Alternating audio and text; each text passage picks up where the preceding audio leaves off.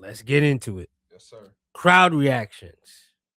If this is your first time watching us, crowd reactions is where we take hypotheticals and present them as if they already happened, and we react using classic crowd reactions, whether it be "This is awesome" or classic "Ooh," or we can make one up on the spot. So I'm gonna kick this one off. I'm gonna kick this one off. Where's my paper at? Oh, here we go. Obafemi debuts on Monday Night Raw, and he wins the IC championship within his first 2 months and goes on to beat Gunther's record.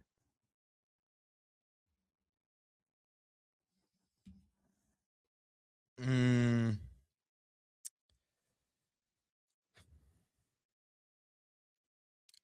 this is awesome. I'll say this is awesome. But I will push back against it a little bit because I think he has an opportunity to have a quick ascent to the world champion, whichever one, where if he has to hold the IC title for 2 years, that can stop that trajectory of him being one of the quickest to win the world champion I don't on the think so roster. because it didn't do that for Gunther. I'm saying I'm saying he can do it in 1 year. He can get to the world champion in 1 year, some way, shape, or form. But if he's going for the IC title and holding that down for 2 years, I think that protects him because it's a long line, bro. yeah, it is a long line. But this is awesome. Good. Um, Raquel Rodriguez wins Money in the Bank and cashes in at SummerSlam on Liv Morgan. This is interesting. This is interesting. That would mean Liv would have to win the world title back. Mm-hmm. Like that. Raquel would have to Raquel would have to win. I like that. Judgment Day looking strong.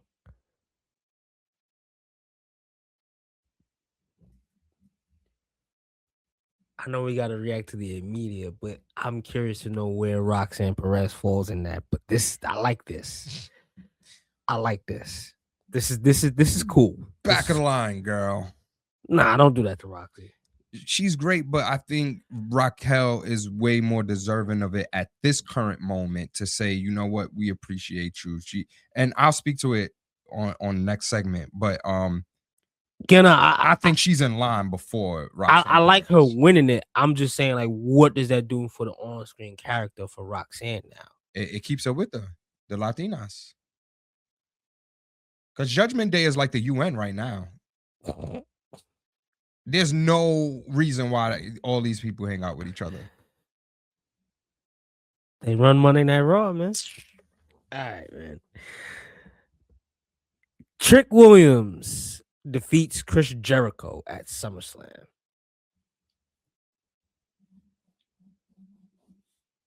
That's it.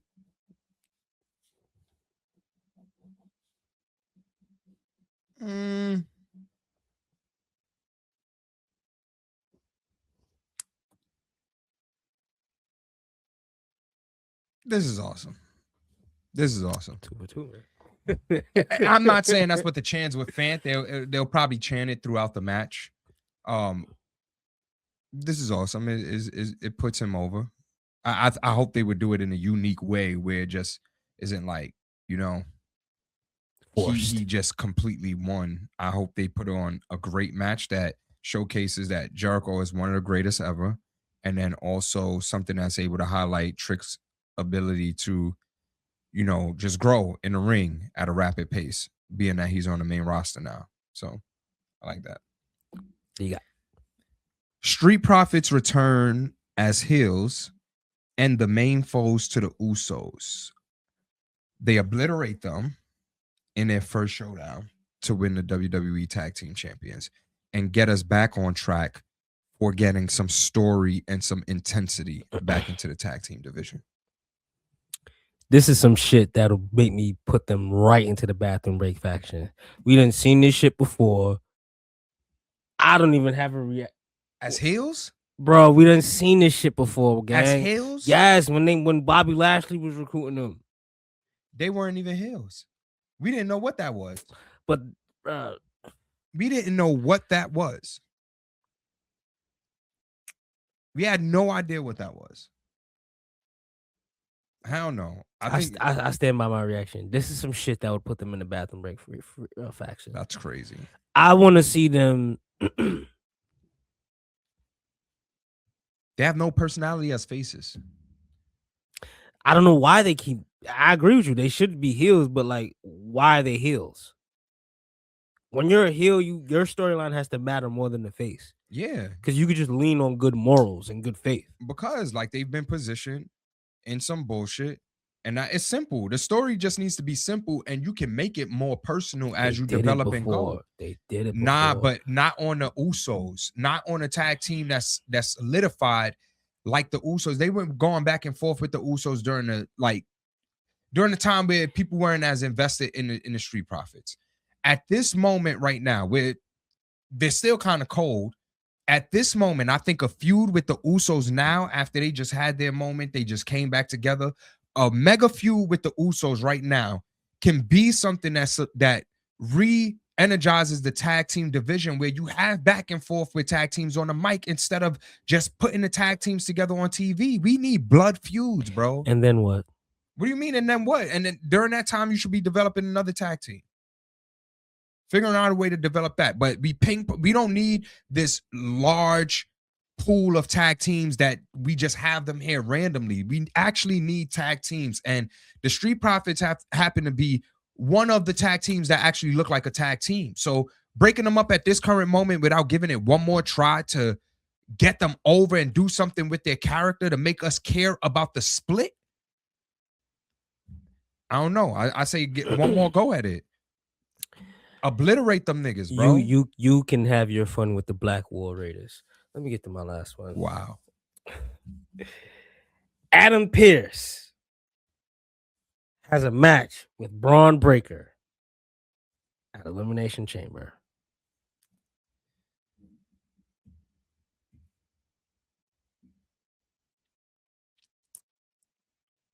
That's funny. That's funny.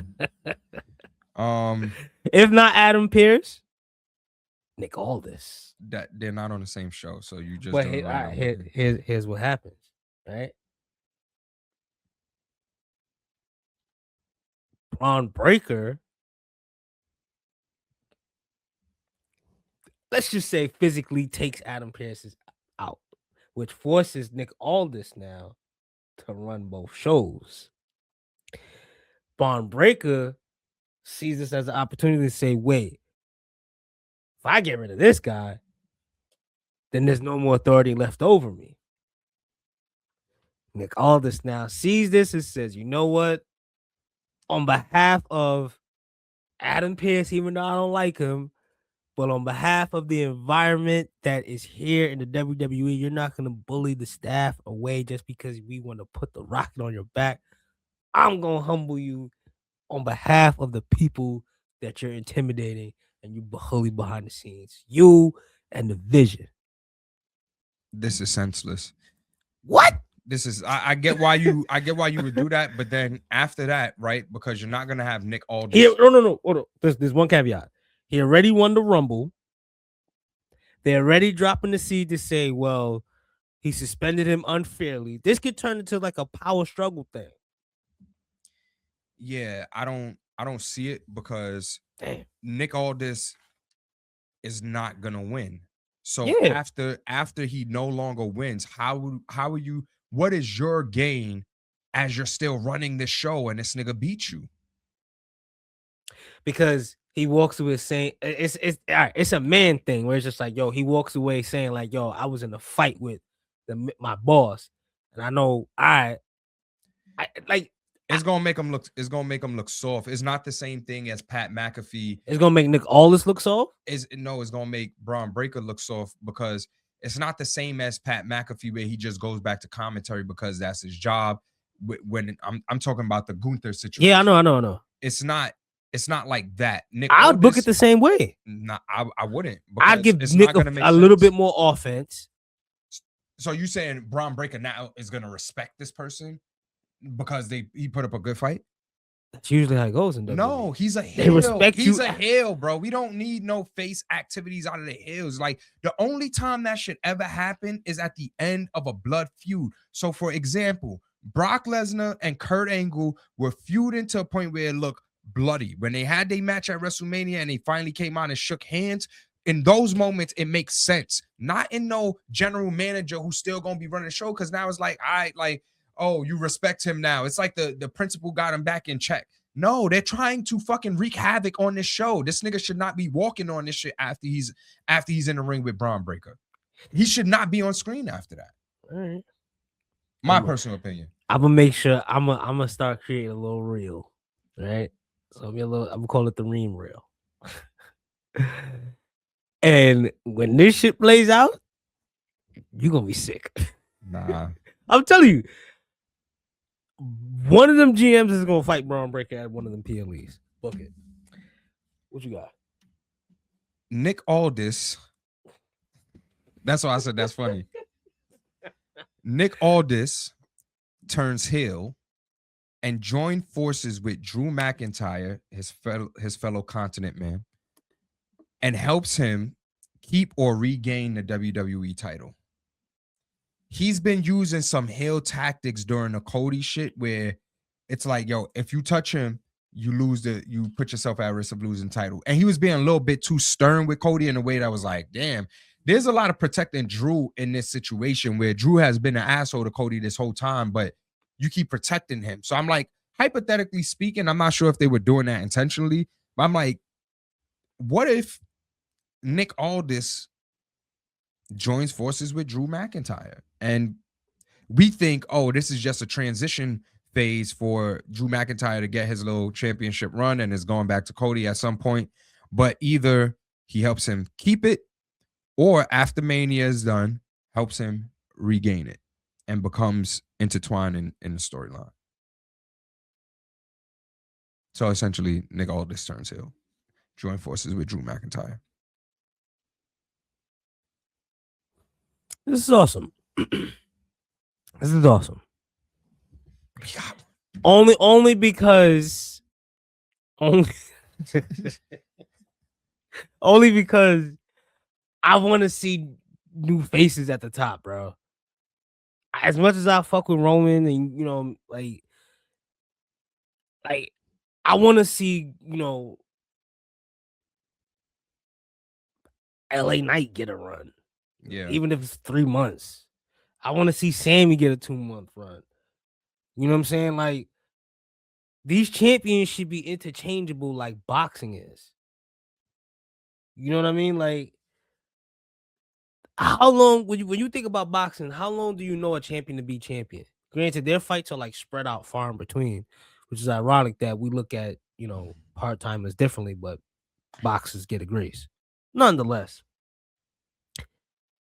when I think of a champion, I think he's the best of the best. Right?